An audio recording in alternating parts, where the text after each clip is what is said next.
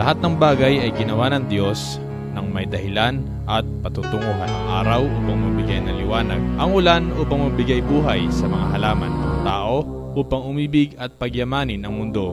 Nakakamit lamang ang kaligayahan ng tao kapag siya'y tumutupad sa plano ng Diyos.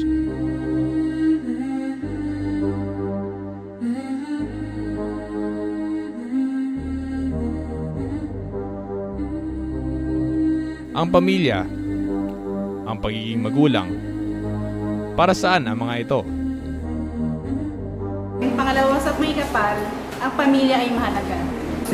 Sila yung nagiging inspirasyon ko sa buhay ko. Ang pamilya ay nagbibigay lakas ng loob at tibay ng loob para harapin yung mga problema sa pang-araw-araw. Kung wala sila, kumbaga walang kabuluhan ng aking buhay. Kumbaga wala kang mapaglalaanan ng inspirasyon. Sa pinagkukunan ko ng lakas ng loob ko para matupad yung mga pangarap ko. Lumaki ako na walang ina, pero as long as andyan ang papa ko, nagbibigay ng lakas at suporta sa amin, masaya ako. Bata pa ako, sila yung kumalinga sa akin. Mga pagsubok na encounter ko, sila yung tumutulong, gumagabay sa akin.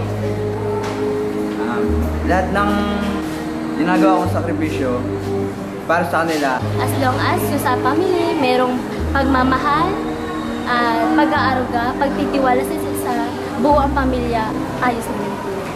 Meron kaming strong faith kay God. Meron kaming pagtutulungan sa bawat isa. Kung wala yung pamilya ko, hindi ko kayang mabuhay dito. Dahil sa kanila, ginawa ko po yung lahat para matulungan sila balang araw. Kurso ko ngayon, nagpatuloy ako ng pag-aaral ko dahil nga sa pagmamahal ko sa aking pamilya. Dahil gusto ko magkaroon ng magandang kinabukasan yung aking mga anak. Sila yung pinaghuhugot ko ng lakas. Sila rin yung babalikan ko ano man ang mangyari sa akin. Sila gusto kong i-enjoy yung times na binigay ni God na makasama ko sila. Kasi ang pamilya, isang bagay na binigay ng Diyos na dapat ko.